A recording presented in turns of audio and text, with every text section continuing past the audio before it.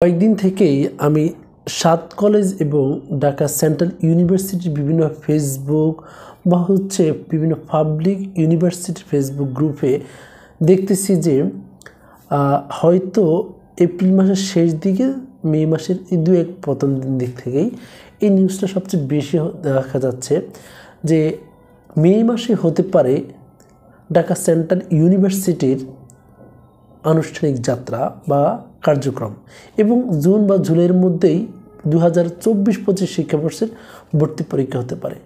তো এর মধ্যে সবচেয়ে গুরুত্বপূর্ণ একটা বিষয় দেখলাম যে এখানে অনেকে বলতেছেন যে এই ৭ কলেজের যে নতুন বিশ্ববিদ্যালয় করা হয়েছে এর হেড অফিস নাকি করা হবে ঢাকা কলেজ থেকে, বা অনেকে বলছেন যে এই যে ৭ কলেজের যে অন্তর্বর্তী একটা প্রশাসন তৈরি করবে বিশ্ববিদ্যালয়ের, সেখানে হেড হবে নাকি ঢাকা কলেজের প্রিন্সিপাল।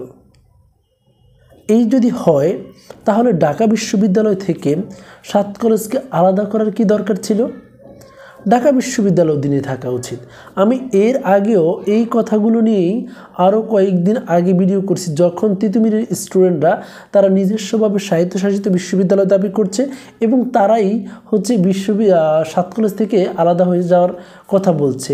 তারাও এই কথাগুলো বলছে যে আমরা হয়তো এখন ঢাকা বিশ্ববিদ্যালয় অধিভুক্ত আছি, যদি ৭ কলেজ হয় তাহলে আবার ঢাকা কলেজের অধিভুক্ত হয়ে যাব। জিনিসটা কিন্তু ওইটাই বারবার এই কথাগুলোই উঠে আসছে। আর এই যদি হয় তাহলে ঢাকা বিশ্ববিদ্যালয় থেকে ৭ কলেজকে বের না করাই ভালো ছিল। এত আন্দোলন এত ত্যাগ তিগ্না করার কি দরকার ছিল? ঢাকা বিশ্ববিদ্যালয় অধিভুক্ত সরকার ৭ কলেজকে যে এখন ঢাকা সেন্ট্রাল ইউনিভার্সিটি রূপ করা হয়েছে, তাহলে সেখানে যদি একচ্ছত্রভাবে ঢাকা কলেজের আধিপত্য দেওয়া হয় তাহলে কি বিষয়টা কি এটা হয়ে যাচ্ছে যে ঢাকা কলেজের অধীনেই চলে যাচ্ছে 6টি কলেজ?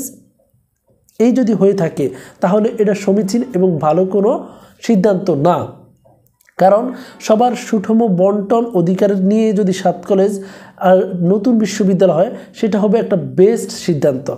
সেক্ষেত্রে ঢাকা কলেজ থেকেই যদি প্রিন্সিপালকে অন্তর্বর্তী প্রশাসন হিসেবে প্রধান হিসেবে নিযুক্ত করা হয়, সেটাও আমি একছোকা বা একতরফা সিদ্ধান্তের দিকে নিয়ে যাচ্ছে। আবার যদি এটাও দেখি কি ঢাকা কলেজকে যদি ওইখানে রেজিস্ট্রার ভবন বা ওইখানকে হেড বানানো হয় তাহলে অন্যান্য কলেজগুলো কী দোষ করছে? এটা একটা ভালো সিদ্ধান্ত হতে পারে না।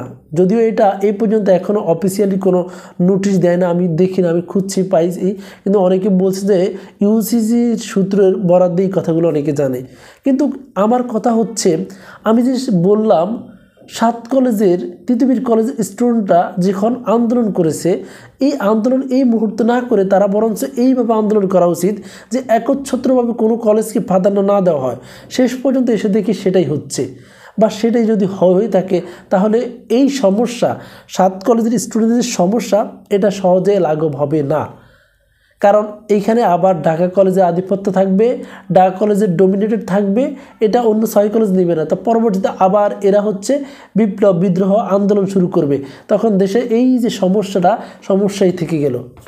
এজন্য আমি মনে করি ঢাকা কলেজকে একচ্ছত্র আধিপত্য না দিয়ে ঢাকা 7 কলেজকে আলাদা রেজিস্ট্রার ভবন, হেডকোয়ার্টার এবং এমন শিক্ষক দ্বারা এই যে প্রধান অন্তর্বর্তী প্রশাসক নিয়োগ দেওয়া হোক যেখানে কোনো বিতর্ক থাকবে না।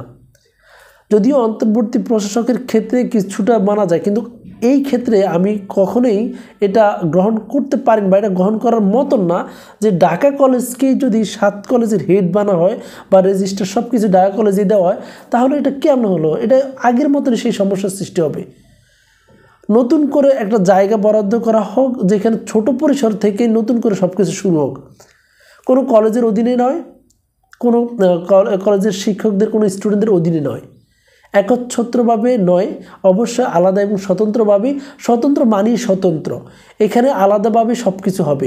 কোনো কলেজের স্টুডেন্ট বলতে পারবে না যে কাউকে হ্যাও করে বলতে পারবে না তোরা আমাদের কাছে আসতে হবে, মানে কেউ কারো কাছে যাতে ধরাবাদি না থাকে, সবাই একদম মুক্তভাবে শ্বাস নিতে পারে, সবাই যাতে এখানে সবার অধিকার সুষমভাবে বন্টন থাকে, সেই বিষয়গুলো জোরালো আবেদন জানাচ্ছি আমি কর্তৃপক্ষের কাছে, যারা হচ্ছে বিশ্ববিদ্যালয়ের রূপান্তরের কমিটিতে আছেন। আমার ভিডিও হয়তো সবার কাছে পৌঁছাবে না, তবে এই কথাগুলো দ্বারা আপনারা যারা হচ্ছে সচেতন মহল আছেন বা বিশ্ববিদ্যালয়ের রূপান্তর কমিটিতে আছেন একটু বিবেচনা করে দেখবেন। যে সমস্যার কারণে যদি ঢাকা বিশ্ববিদ্যালয় থেকে বেরিয়ে এসে এখন যদি আবার ঢাকা কলেজের অধীনেই অন্য কলেজগুলোকে অধিভুক্ত করা হয়, তাহলে সেটা হয় না, এটা হয় না। হয়তো টেম্পোরারি এখানে করতে পারেন, পরবর্তীতে স্বতন্ত্রভাবেই এই রেজিস্ট্রার ভবন, তারপর হচ্ছে প্রশাসন, সব কিছু আলাদা হবে। প্রয়োজনে আলাদাভাবে জমি অধিকৃত করেই এই কাজগুলো করা উত্তম হবে।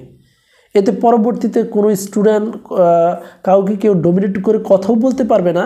হ্যাঁ, কেউ কাউকে কখনো আলাদাভাবে ফোর্স করতে পারবে না, কেউ কাউকে আলাদাভাবে কোনো কিছু চাপিয়ে দিতে পারবে না। 7 কলেজ সেন্ট্রাল ইউনিভার্সিটি হোক, এটা আমরা সবাই চাই।